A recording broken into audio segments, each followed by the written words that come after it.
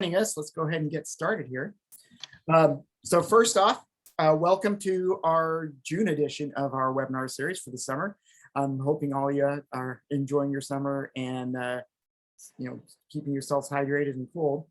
Here in Austin, Texas, it's actually really sunny and really hot. I think we're in day 9 of our straight heat indexes over 100. So tomorrow they say it's going to drop to, it's only going to have 99. So you may drop underneath that finally and not hit the record. But so I know a lot of you are new to DesignSafe. So let me give you a little brief history of how we came to be.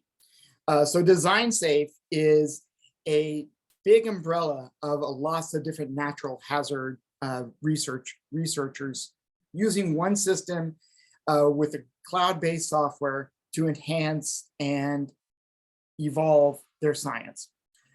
And now it has actually grown into more social sciences, not just the hardcore natural hazard scientists. So it's interesting to see how DesignSafe itself is evolving and enveloping more science. So welcome.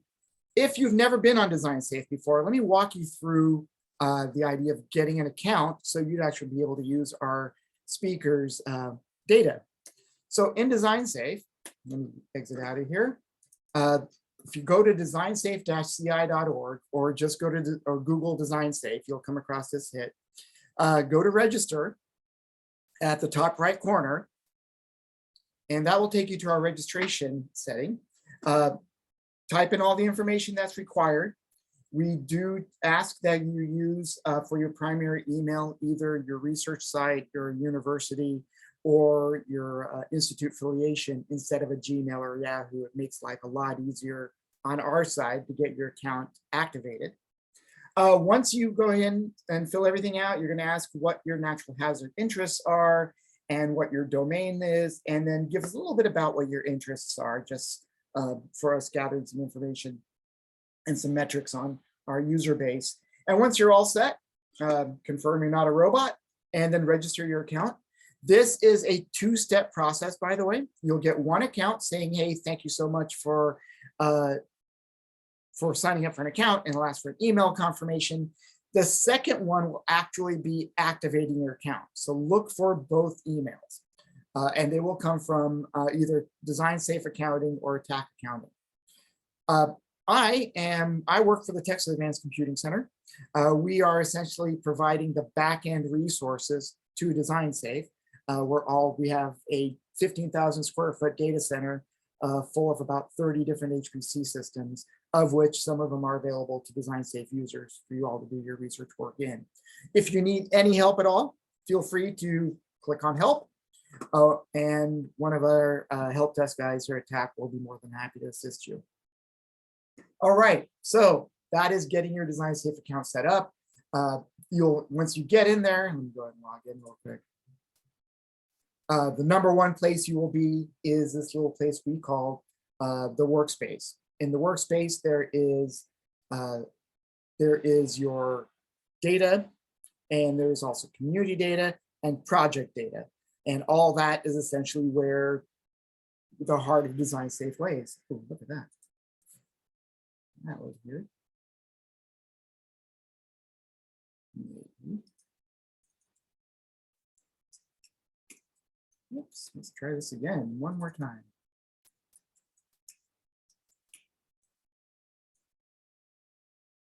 So joy being back in the office. I've never had to log out of anything yet. So, maybe I changed my password without realizing it. Probably what I did. All right. So with that, let me go ahead and fire up our slide deck for today. So one thing I would like to announce too is we do these, what we call our dataset award winners. Every year, DesignSafe DesignSafe awards outstanding datasets published on DesignSafe. And so it is our pleasure today to introduce our first webinar of the DesignSafe Dataset Awards for 2022. Before we get going, here's a quick QR code. Just take your phone, scan it, and this is a survey that we really appreciate your feedback. Your feedback is what drives these webinars, choosing topics, understanding what topics our users are looking for, and seeing if we can go out and find topics that you might be interested in watching. Also, if you're interested in presenting yourself, please let us know through this survey as well, and we'd be happy to see if we can fit you into our webinar schedule for the year. So today we're talking about the 2022 Dataset Award winner, which is estimating personal heat exposure with wearable temperature sensors on human-built natural systems. So Lance Watkins is joining us today with his research work. He is currently finishing his PhD at Arizona State, and he currently resides in Austin, two very known cities for their heat. So he's in the School of Geographical Sciences and Urban Planning, and his dissertation centers on vulnerability and adaptation to extreme heat in Phoenix, Arizona.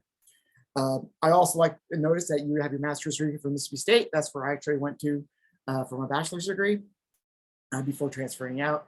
And Lance is really cool as well. So he's got a background. He's worked a couple internships, I noticed, with NASA. So that's always impressive to see.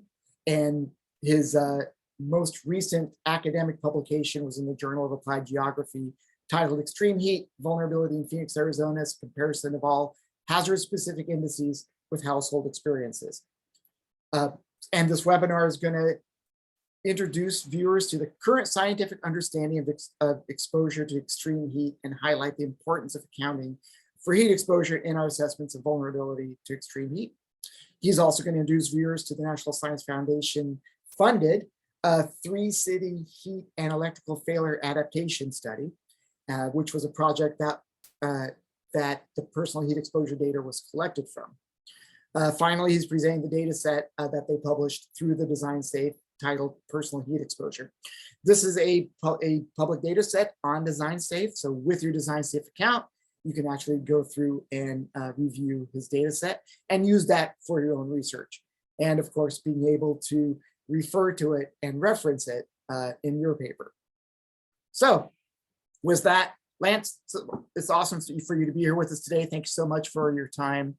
And we really appreciate your efforts. So I'm going to hand this over to you now. So let me stop my share. Awesome. Thanks for having me.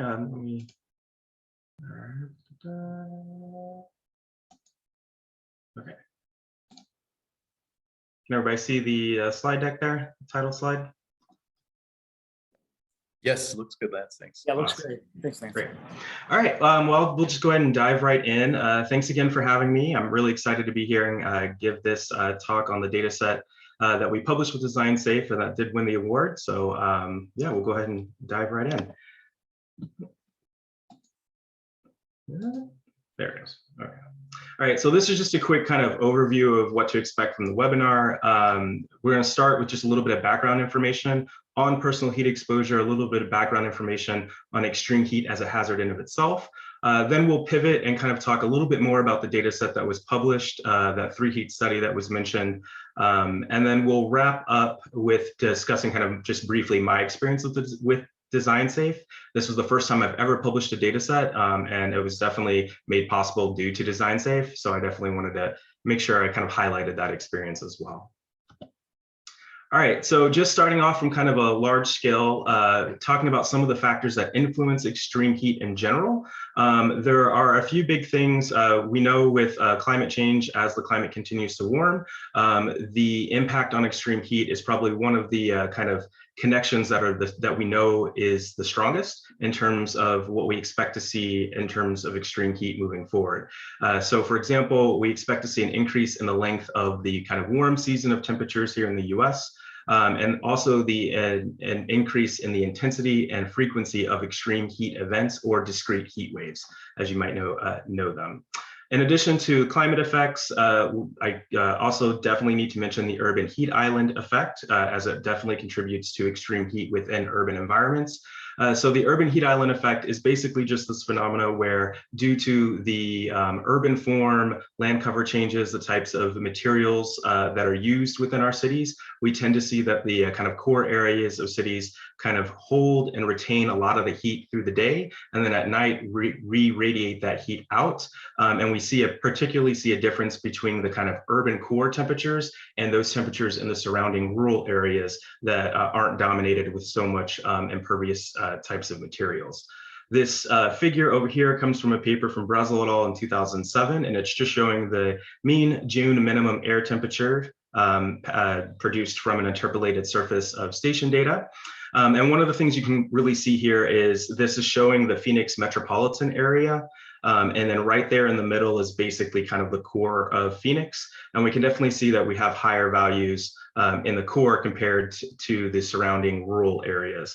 And another thing to take away with this too is we can see that the time period, as we're going from 1990 to 1994 all the way to 2000 to 2004, that those temperatures are also increasing as well.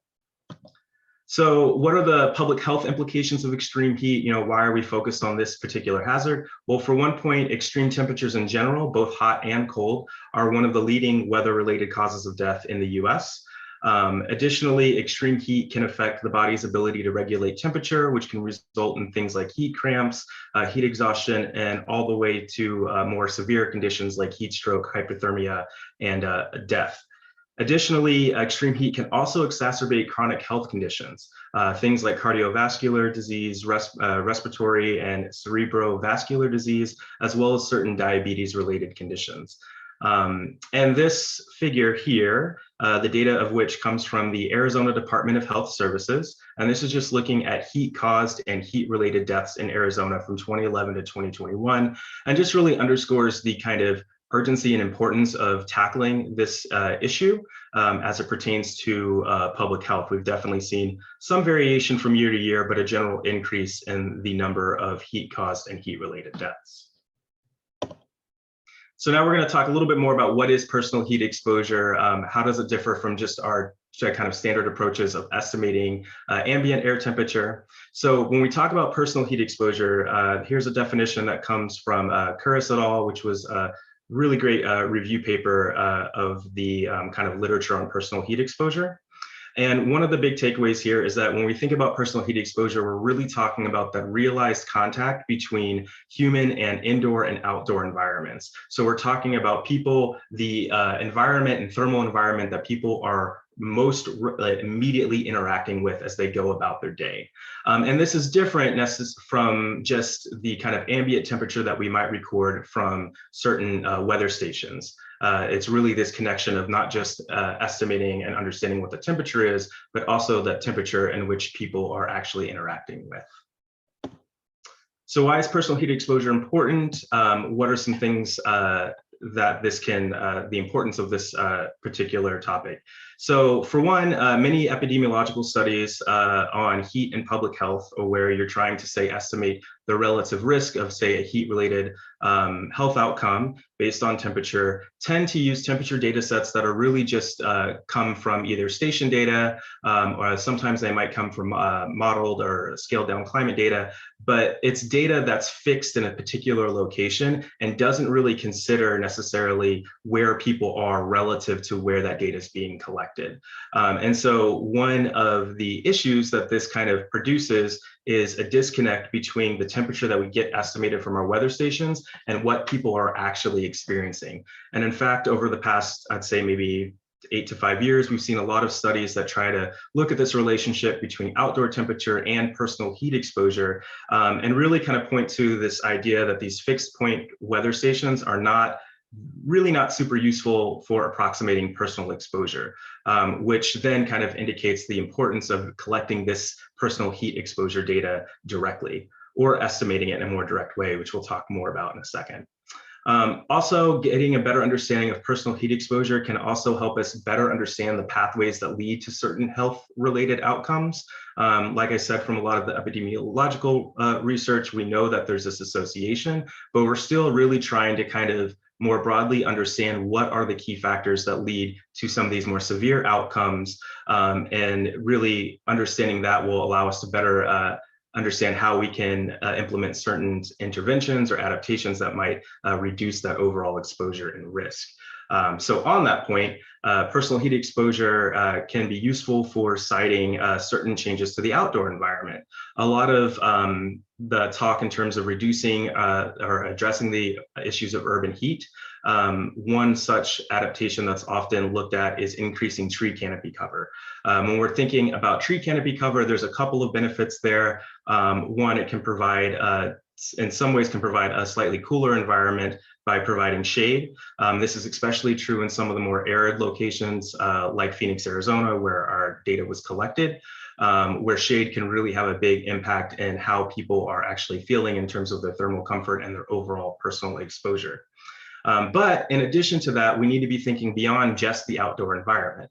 Another facet of personal heat exposure is really looking at the indoor environment as well. And some of these intervention points for addressing the risks associated with indoor temperature exposure don't really have anything to do with changing the outdoor temperature. For example, making sure that people are able to say run or have access to central AC and are able to afford to run that. Investments in energy efficiency programs, or not just energy efficiency programs, but utility assistance programs can help to ensure that people actually have the ability to kind of more regularly regulate their indoor environments. And so if we're thinking about personal heat exposure and we're kind of recording the personal heat exposure as people are going through various environments as they go about their day, both indoor and outdoor, we can see how this data can be used to kind of help us better understand the risk of indoor heat. And I also want to kind of underscore that the indoor environment is important, especially for us Americans who tend to spend 80 to 90% of our time inside.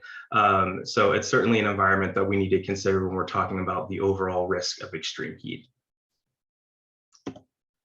So when it comes to personal heat exposure, how do we understand it? How do we measure it? In some situations, we can actually simulate it too. So there have been a handful of studies that have tried or utilized a couple of different temperature sensors or types of temperature sensors that people can wear. And you can see some pictures here of a few of them.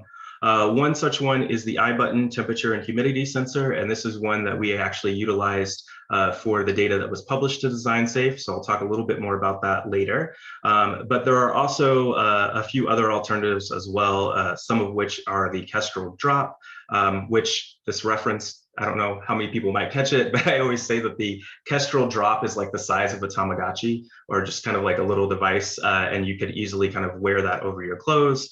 There's also been a few other studies that have used the Hobo pendant temperature and light sensor to not just estimate personal temperature exposure, but to also use the light sensor to try to indicate, is this person outdoor or outside or inside, to provide a little bit more context to the exposure that they might be experiencing.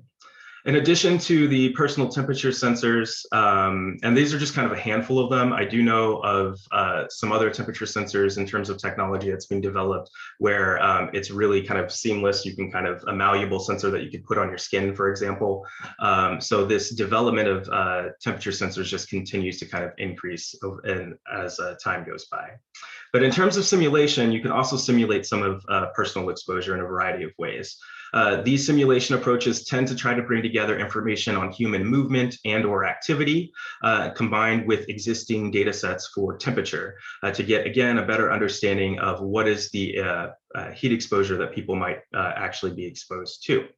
When it comes to the human movement activity side, there's a few different ways, one of which is to incorporate travel demand models. So travel demand models are utilized by transportation agencies to get an understanding of traffic flows, but some of them can also simulate movement of pedestrians. So now we can get a better idea of where people are moving from one part of the city to the next, and then we can combine that with temperature data that has a high spatial and temporal resolution to really be able to estimate the personal exposure there.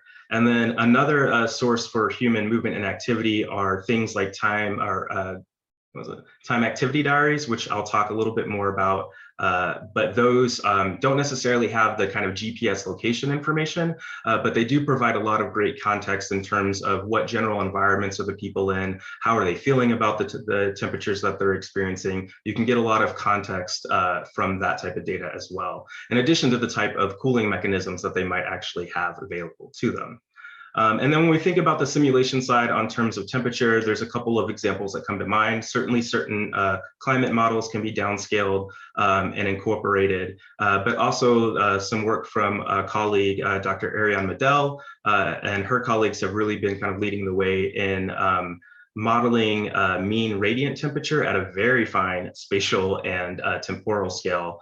And mean radiant temperature is basically an estimate of temperature that doesn't just incorporate air temperature and humidity, but incorporates things like wind speed as well as radiative heat. So I like to use the kind of example, if you imagine walking across a parking lot that's just been baking in the sun all day, right? You may feel the heat from the sun if you're fully exposed, sun beating down on you, that kind of radiative heat, as well as the heat coming off of some of the surfaces from the pavement or from, say, a wall that might have been baking nearby in the sun. So there's a bunch of different kind of environmental factors that can really influence personal heat exposure. And of course, I can't talk about personal heat exposure without also talking about thermal comfort. So if we think of personal heat exposure as really this just kind of the interaction of the physical environment in which people are directly exposed to as far as temperature is concerned, thermal comfort can kind of be perceived as how are people perceiving that temperature and how does that condition kind of express itself subjectively. So there are a handful of factors that do influence thermal comfort, things like physical and physiological factors. So the physical factors I've kind of mentioned before as well in the context of personal heat exposure, things like temperature, humidity, wind speed, that radiative heat as well. And then physiological, your body's ability to thermoregulate, your metabolism, as well as how adjusted you are to any given climate. We certainly see this in Arizona. Phoenix is a big kind of getaway place for certain people, and some people who come in the summer, especially from other parts of the world or the US that aren't as dry and arid, aren't really used to these types of temperatures that we see in Phoenix. So there's kind of an additional risk for those folks who haven't really adjusted to the climate yet. In addition to those factors, we also have psychological factors and behavioral factors as well. So people's past experiences with extreme heat could inform their perception of risk, and that perception of risk could also have effect on how they decide to respond to the extreme heat. Some people might kind of dismiss the threat of extreme heat, and maybe they don't change anything about their environment and they just kind of tough it out. Other people might decide, oh wait, I need to cool down, I need to get somewhere, do something to kind of get to a cooler environment, whether that's utilizing cooling resources like AC or a window fan, or even just getting to a shaded environment can sometimes help. But all these factors really kind of influence how people perceive their comfort when it relates to temperature. So in the context of personal heat exposure, there are certainly a lot of outstanding research questions. This kind of little avenue or branch of research has really kind of been developing over the past 8 or so years, and there's a lot that we still have to kind of figure out. One thing that is still a little bit uncertain is the question of, okay, well, how much exposure is dangerous? How much is too much? And we really currently don't have a great understanding of what these types of thresholds would be, especially for kind of the general population. There are a few indices, things like WBGT, which stands for wet bulb globe temperature. There are these kind of activity thresholds that have been developed for that particular metric. So for example, say at a certain WBGT temperature of, I don't know, let's say 95 degrees. I'm outside doing something, walking around maybe for 15 minutes. Okay, well, in that temperature, if I've walked around, I've been exposed to that temperature for 15 minutes, I might need to find a cool place for about 30 minutes before I've actually kind of recovered from that particular exposure. And that research with WBGT has actually kind of been out for a little while, but there are some limitations with it. I believe that a lot of that research has kind of come from the military, which tends to kind of, studying the impact of extreme heat on soldiers and their readiness. And that subpopulation tends to be, wider, younger, generally more healthy than the overall population of the US. So we don't really know, again, how exactly things like, your medical condition, even though we know that would influence how your body regulates temperature, we don't really understand how that translates to some of these thresholds for personal exposure. So this is kind of an area of research that's still ongoing, and new work's being pumped out every day. In addition to that, we also are limited in our ability to measure all of the relevant environmental factors that influence personal exposure. And a few of those sensors that I mentioned before, you might have noticed that the kind of common attributes that they tend to collect in terms of temperature is typically air temperature and humidity. And while that is important, it's certainly not the only relevant factor. Thinking back to mean radiant temperature, things like wind speed and, again, radiative heat are also important factors. And while we can measure those with devices, we don't necessarily have wearable sensors that can collect all of that information just yet. And then there's a few other things to consider as well. And I've kind of alluded to this previously as well, the impact of a whole host of individual variables. Perception of risk, as I've mentioned, health status, certain medications can actually affect the body's ability to regulate temperature as well. So that can have an impact in terms of identifying personal exposure that might be dangerous. And again, of course, the travel and activity patterns of each individual are going to be different, and that's really going to impact the kind of when and where these people might be in terms of relating to extreme heat. And then also those adaptive resources and behaviors. And for those who may not have seen this language before, we generally think of adaptive resources as those resources you may have access to. So if we think of central AC as an adaptive resource, then the behavior would be being able to use central AC.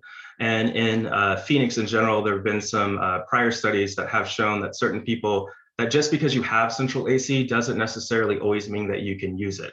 And some people certainly are restricted in that use because they may not have the money to be able to afford the electricity to consistently run their central AC as much as they need, or they may not have the money to be able to afford to repair broken AC units.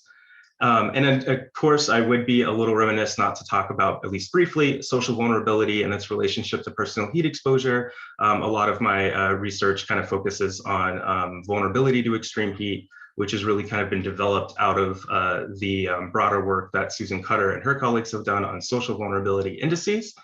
And this index that image that you can see over here is one that I produced for Social Vulnerability Index. And it gives you an example. If you've never seen one before, this is a pretty common depiction of a social vulnerability index. They try to basically bring together a lot of census data, socio-demographic information. In the context of heat, we tend to pick those socio-demographic variables that for which we've seen a relationship to heat-related illness, and basically compile all that information together to try to identify certain areas where we might have a population that's more or less vulnerable to extreme heat. But I haven't seen a whole lot of research yet anyway that's tried to look at social vulnerability in relation to personal heat exposure. Certainly it's been done in the context of just ambient air temperature or even land surface temperature.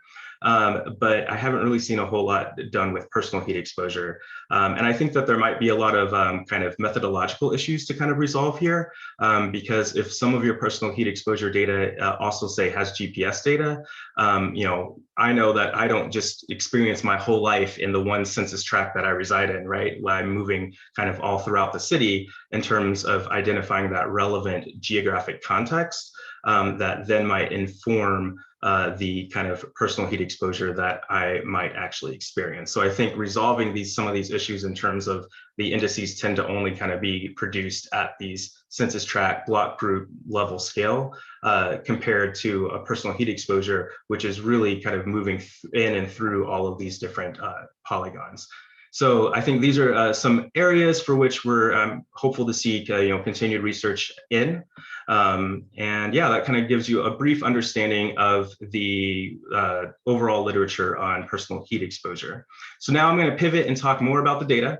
And I'm going to start by talking about the project that really made the data that we published through DesignSafe possible. And that was 3HEAT, which stands for the 3-City Heat and Electrical Failure Adaptation Study. Kind of a mouthful, but for this study, this was an interdisciplinary multi-institutional study between Georgia Tech, ASU, and University of Michigan. I always mix University of Michigan and Michigan State up, but you can see here a picture of our research team from one of our annual meetings. And 3HEAT focused in the cities of Phoenix, Detroit, and Atlanta. And each of the 3 universities kind of took the lead of collecting the data for each of their respective cities. So for ASU at Arizona State, we were really focused on collecting the data for Phoenix, which part of that data is what was published through DesignSafe.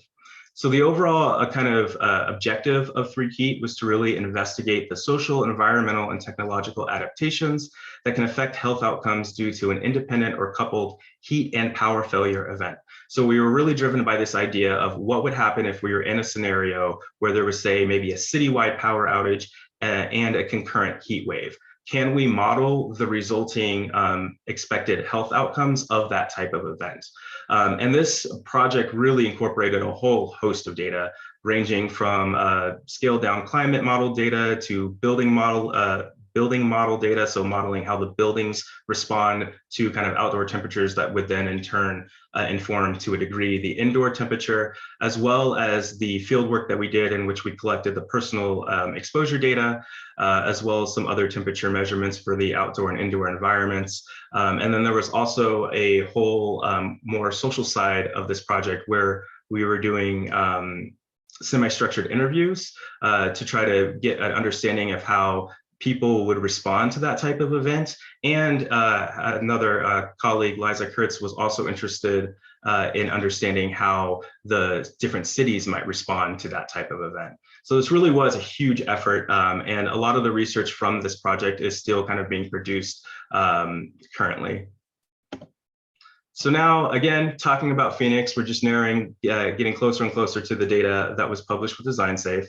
So for the data that we collected in Phoenix, we had 4 specific study sites within the city of Phoenix. And you can see the city of Phoenix, the city outline is in black here for the study area. And then the 4 study sites are there in purple. We conducted door-to-door surveys, did a stratified random sample, and we ended up with a total of 163 door-to-door surveys with a general or overall response rate of about 31%. And with phase 1 and these surveys, we were asking a kind of whole host of questions, but generally they revolved around access and use of cooling resources, constraints on cooling resources, information about thermal preferences. For example, how hot is too hot for people? What is their ideal temperature? But also a whole bunch of socio-demographic information. And as it pertained to 3HEAT, we also asked about energy use as well. Now, from phase 1, which was conducted for the most part, conducted in the early part of the summer of 2016, from that phase 1, we entered into phase 2, and we took a subset of those 163 participants who agreed to take part in phase 2.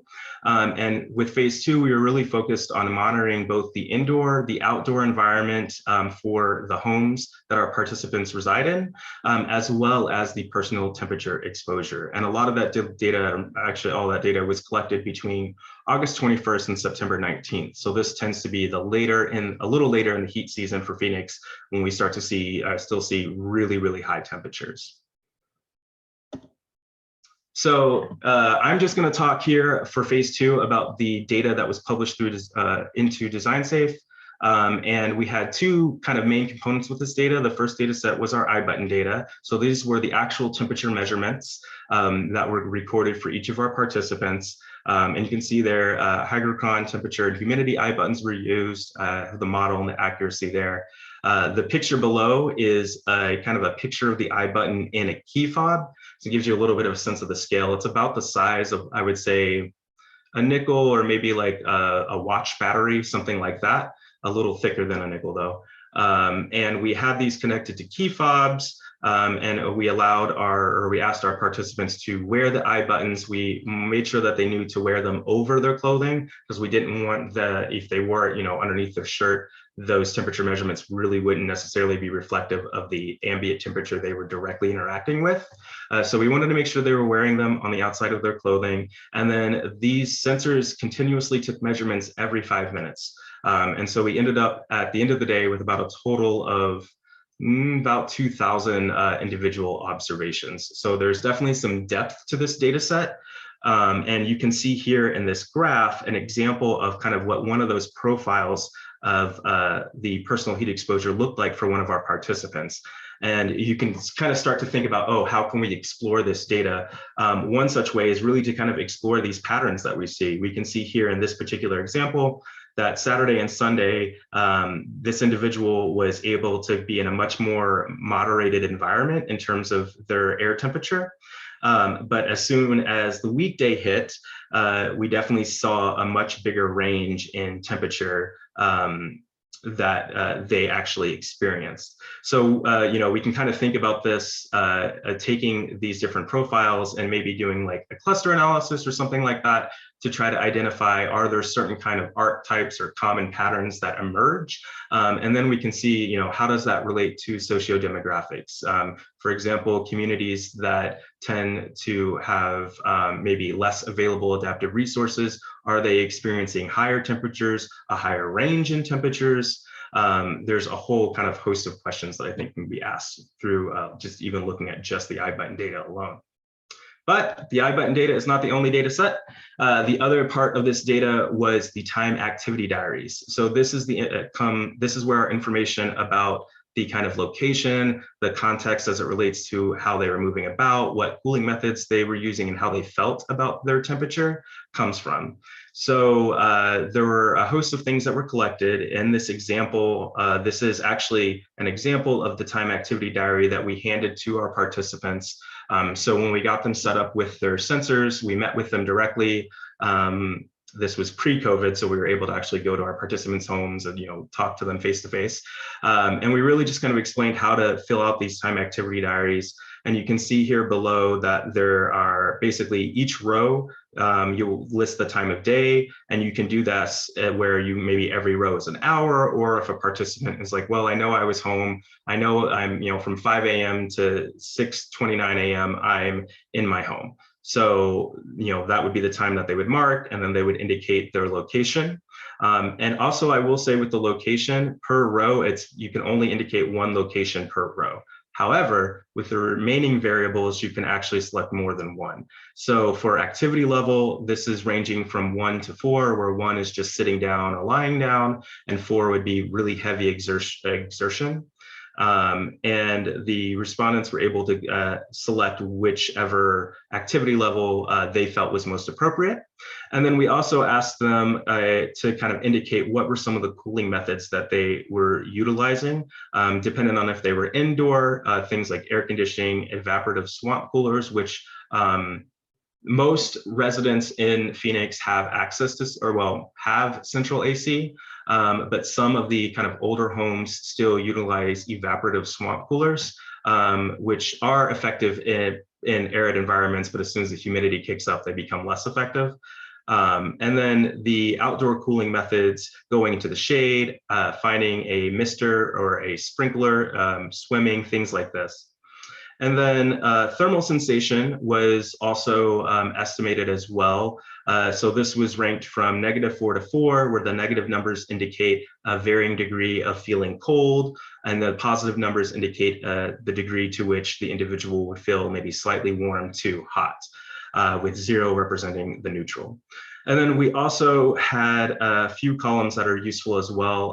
The one being, did the respondent actually have their iButton with them when they filled out the time activity diary? We certainly asked all of our respondents to, but of course, not every participant necessarily had their iButton when they filled out the time activity diary. So this column is really important to make sure we can accurately match up the context that's provided in the time activity diary with the temperatures that's recorded from the iButton data. And I'll also add here that there was a process, a few of the members of our research team were able to go through and kind of assess the overall quality of the time activity diaries, which we labeled as low, medium, or high. So high quality to low. And that data is actually in the published data set as well. So if you wanted to download that data from DesignSafe and you say we're just concerned about just wanted to make sure you grab the kind of highest quality time activity diaries, you could easily filter that out. Okay, so now I'm just going to show a few kind of correlations with things that I've done with the data. These are just really kind of examples of some of the relationships we might be able to tease out here. So I took the data that we had and I just calculated kind of your average activity level, your average thermal sensation, the number of cooling behaviors or resources that we're engaged in, as well as your average temperature maximum standard deviation. And all of this was again paired up based off of the participant and the time that was listed in the time activity diary. So one thing that we can take away from this, and this is just showing Pearsons correlation, that we do see a notable, well, we do see several positive correlations amongst these variables, but they're also rather weak. So that might be reflective of the type of correlation used, or maybe there might be something more that kind of explains the relationship between these variables. Another way to look at this data is it comes from an example that my colleague Mary Wright did, and this was utilizing a path analysis on the same data set. And if you're unfamiliar with path analysis, basically you start with this kind of hypothesized model of how all of these variables interact. And then through a kind of iterative process, you end up either adding some connections or taking away connections, and you're really judging that based off the fit of the model itself until you get to this kind of finalized model that you see on the other side here. And comparing, like, say, path analysis to just doing, say, Pearsons correlation, one of the key differences is that when we're just doing a regular correlation, it's really just the correlation between each of the two variables, right? Path analysis allows us to kind of look at these relationships in context of one another, or in the presence of kind of all of the variables here. And a few things to just take away from this. The lines here on the initial model really look at the kind of proposed relationship. So out here just represents the location. Were they outside or were they inside? In this case, it was just, were they outside? And the line going to temp here, temp is the personal temperature that was measured through the I button.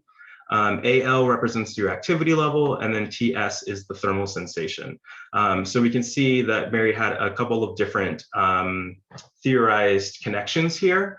And then when we looked at the final model, we can see that that connection between the personal temperature and your activity level was actually removed from the final model because it really didn't aid the model in any significant way. And then the last thing to kind of take away from this is if you look at the number that's after the / there, those are similar to correlation coefficients. I don't think they're exactly the same, but they do vary between 0 and 1 and give a sense of the strength of that actual relationship.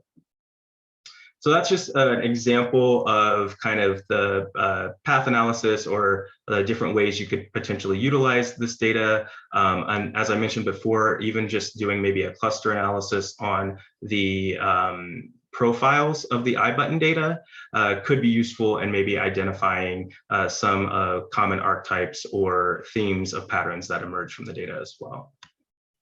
So I'm just going to kind of now jump into talking briefly about the limitations and some of the strengths of this data set.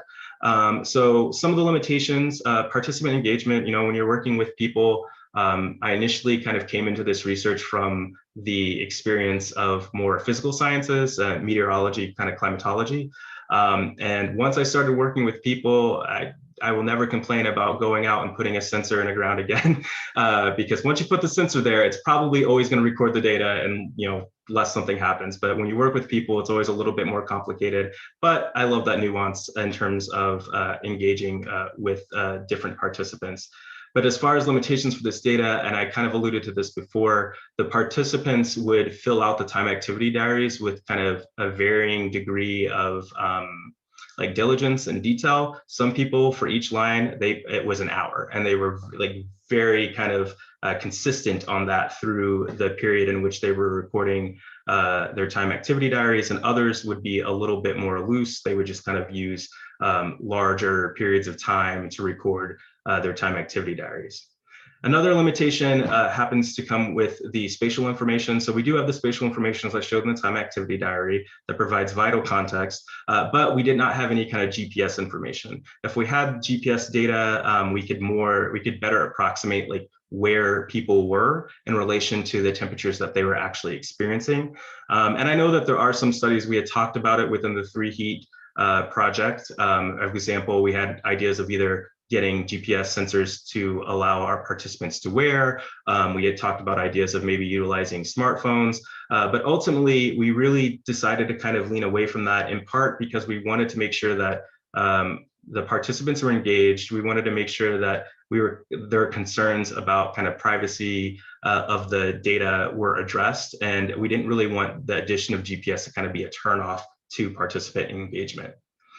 Additionally, when we were going through phase 1 into phase 2 of the 3Heat project in terms of the data collection, it was an ongoing enrollment period for a period of time, which means there is kind of a limited window in which all of our participants were collecting the personal heat or personal exposure data at the same time. I will note, though, that those dates are mentioned in the supporting documents that's also published with the data on DesignSafe. So if you want to grab that data, you will know everything about this data set and all of its kind of nuances that you would need to know.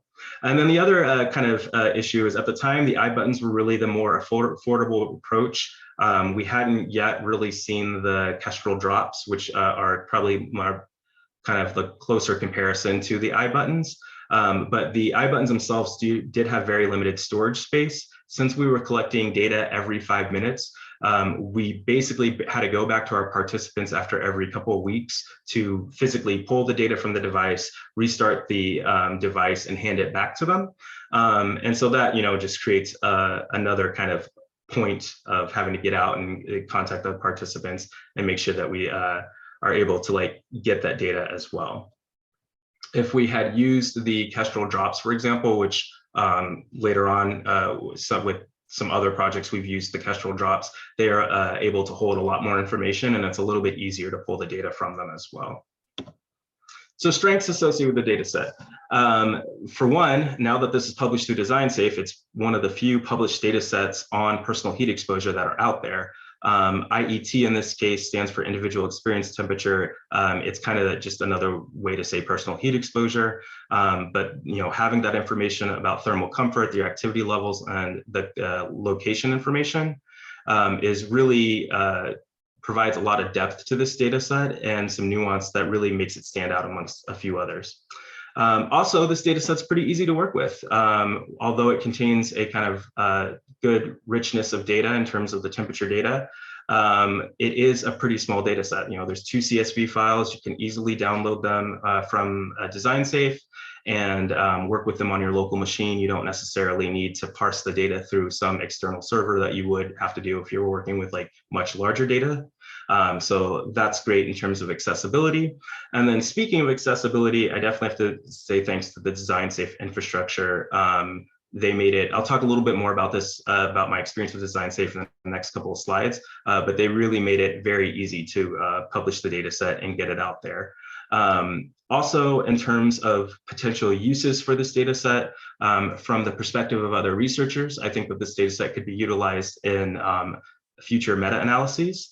So a meta-analysis, if you're unaware, is kind of a way to examine various data sets from different research projects that might all be on, say, the same topic, to get kind of a better understanding of some of the relationships that we see in these data sets. I know we've seen some meta-analysis. Again, my colleague Mary Wright conducted a meta-analysis on various heat surveys that were done in Phoenix. And that was really informative to kind of getting a much better idea of what are these associations, accounting for all the nuances of each individual data set. So the fact that this personal exposure data set is out there, all of the documentation is there about the data set, it would be pretty easy for someone to grab this data set and utilize it in some kind of meta-analysis. So now for this last bit, I'm just going to talk again about DesignSafe. I think I might have mentioned this before. This was the first time I've ever published a data set. And so when I got started with this, I really didn't have a full idea of all of the things that I needed to know in order to publish the data set. And DesignSafe made it really easy to kind of understand and follow the process and get it done. They provided training that was done through Zoom, but also they have a series of kind of, I think of them as like how-to videos as far as guiding you through the steps of publishing the data, which I found very, very useful. And then also I had great communication with the DesignSafe team as well. And one thing that I really like about it is it seems like they're constantly growing in terms of what they provide and the type of data they house based off of input from the community. One such example of that is you might notice in this web page. So this is if you look for the data set on DesignSafe, this is the web page that you'll be brought to, and you can see my name there. Project type, field research, more of a social science project, but the natural hazards type, I have it as other right now because they don't necessarily have a category for heat, but I know that was one thing that they're looking to kind of add into the future. So it's just an example of how they really grow based off of community input and feedback. Additionally, you can kind of see the event, the award or the funding that was provided by the National Science Foundation that enabled this data to be collected, the DOIs associated with each of the published documents as well and data. And then if you go down here, you'll see drop-down menus that will show the support documents for the time activity diary, as well as the supporting document for the iButton data, and then the data itself. So when you click on the kind of that drop-down menu for the supporting document for the time activity diary, you can see here that we literally upload and published the example time activity diary that we provided to our participants. So this is something that would be really useful for those that want to, sorry if it's a little loud, there's a truck driving by outside, but this would be really useful for other researchers who might want to also do their own study in which they want to use some kind of time activity diary. They can easily access the one that we used as a reference point to kind of develop their own instrument in that way. And then the supporting document for the iButton data is also listed there as kind of a README document. So this document is really important to understanding the iButton data. I would highly recommend, if you're interested in this data set, certainly download the data set, but do not skip over these supporting documents because they provide really key information. They provide information about the model of the iButton that was used, that sampling rate, the placement criteria, as well as kind of defining the column headers and associated units. And then they also provide the dates for which we had all of our participants collecting their personal exposure data at the same time.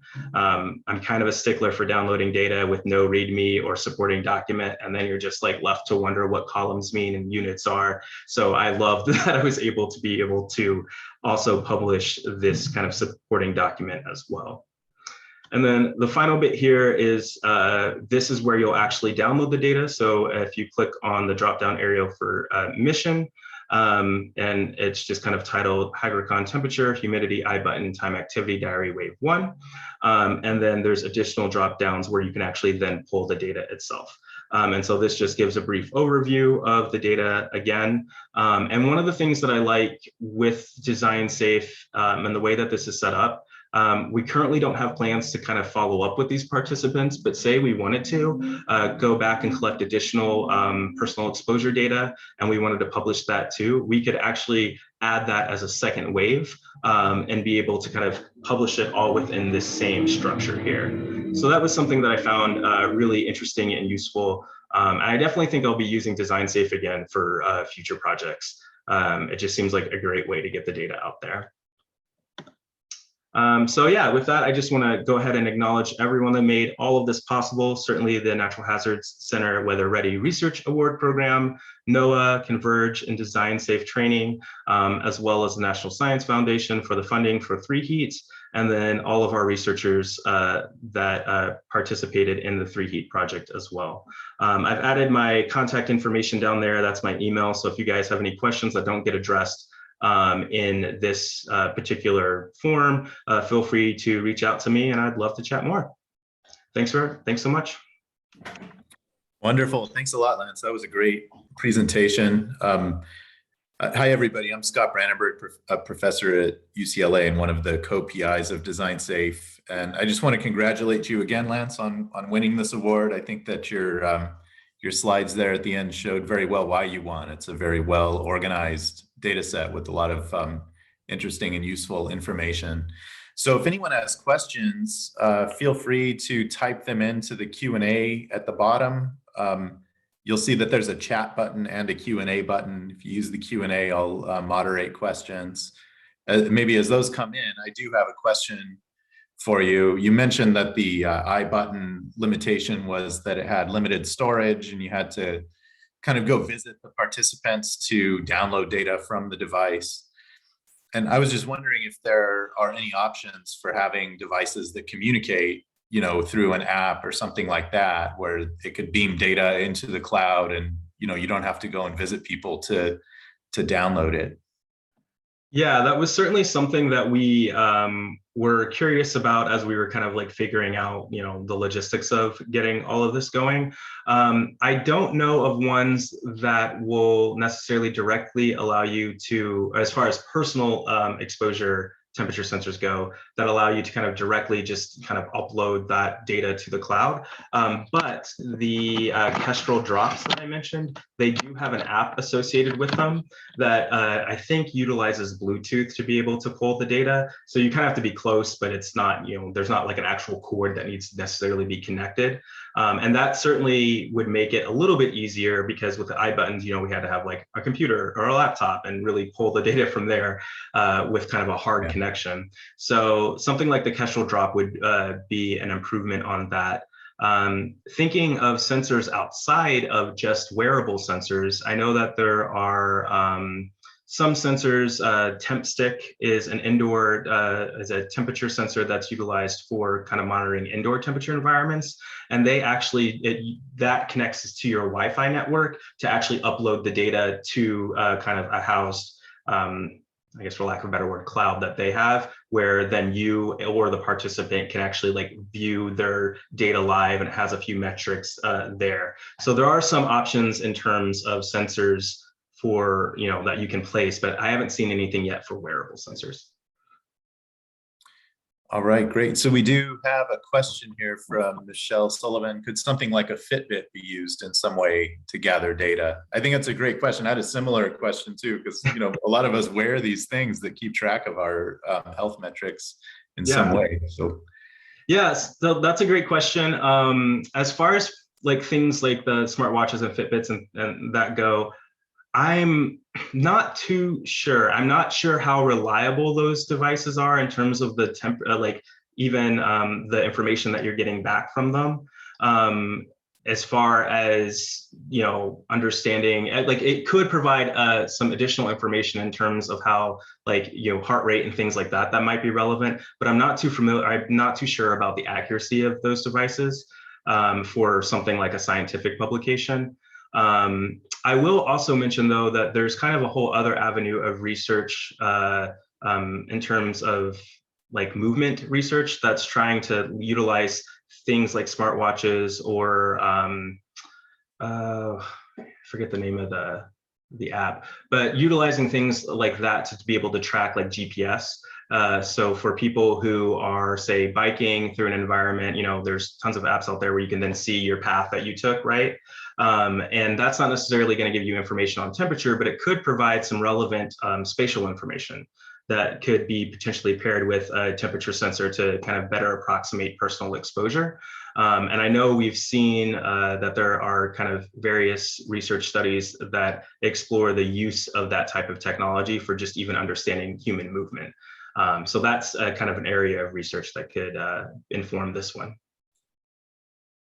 So one follow-up question, Lance. I'm just wondering if you're envisioning a future where maybe we wear these devices and they track our personal exposure and give us a warning or something, like go in an air-conditioned building, go get a cold drink, or something like that. Yeah, that's definitely come up in this various discussions, not just within 3Heat, but even with other research groups, kind of looking into personal exposure. I don't know that we're quite there yet. But I definitely kind of see a potential for that into the future. And even on wearable devices in general, I know that I believe another colleague, Jenny Vanos, who tends to do personal heat exposure as it relates to kind of children and like school, like out in playgrounds and things like that. I know that she has, I think, a few other colleagues that have tried to develop wearable sensors that are more malleable. So like a malleable sensor that you could literally just like put on your skin and that's it, right? And I think one of the key things to some of these sensors in terms of detecting not just like making sure they're recording, accurate information, but also making sure that they're not really like intrusive to the participant. Because if it's too clunky, if it's too big, if it's too cumbersome, people aren't going to wear it. And that was certainly a concern that we had when we were thinking about which sensor to use. The eye buttons are really like the smallest ones that we had at the time. And so we felt like those would be kind of perceived in a more welcoming way than something that's a little bit bigger. Great. Well, thanks a lot for being here for the seminar. I really enjoyed it. Yeah. I grew up in a very hot environment in Imperial Valley, pretty similar to Phoenix, 120-degree days. So I really enjoyed it. One more thing I'd like to just add is that Lance showed those slides where there's a DOI, actually 3 different DOIs for the different data products. So if you would like to cite his work and if you've used it, you can cite that work directly using that DOI instead of just citing like, I got it from DesignSafe or something like that. So that's something that we're trying to facilitate in DesignSafe is having proper attribution for data. Oh, I think there is another question that came in. Yes, so how were your door-to-door teams oriented to their task? So as far as the door-to-door teams, I don't know if I mentioned this in full, but when we were doing the door-to-door surveys, as far as like the team that kind of went out, it was a big group of us. We didn't go out in a group. We always went out in pairs of 2. And that was, also for a kind of safety concern, but also to make sure that like, while one person was kind of inputting the responses to the survey, the other person can really kind of make sure they're attentive to the participant. And that was something that was I think really useful. And we would just have one person who would tend to kind of ask the questions on a tablet, and we recorded everything through kind of an electronic tablet device. And then they would record their responses, and the other person would really just kind of be there to kind of support, maybe ask follow-up questions, things like that. As far as how we went about, identifying the houses that we went to, we did have a pretty extensive process for identifying the homes. We wanted to make sure we did this in a kind of a systematic way. And we really tried to make sure that we were getting identifying areas that would allow us to get a really representative sample of the population. I do believe we might have oversampled on those that might be more vulnerable to extreme heat based off of certain demographics like income, ethnicity, age, things like that. And that was intentional. We wanted to make sure that we were able to capture those responses as well. We did have a few responses that people we interviewed who were predominantly Spanish speaking. And so we, for those homes, made sure that we had one of our participants was fluent in Spanish and could really communicate with our participant as well. Yeah, it was an interesting experience. I remember when I got into it, I was just like, oh, and then this was my first big kind of research project I was a part of in my graduate career. And I remember thinking to myself, man, doing field research for, like heat and with people in an urban environment is going to be so much nicer than being out in the desert somewhere baking in the sun. Little did I know when we would be going door to door in the summer in the sun and didn't always get invited in. We didn't want to be too intrusive, right? So it definitely was a little taxing on all of us who were collecting data. And we made sure to look out for each other as well. We didn't want to, if anybody was getting too hot, we wanted to make sure we could get somewhere to cool off. All right, great. Thanks, Lance. So there's sweat and tears involved in this data too. Yes. People to appreciate it.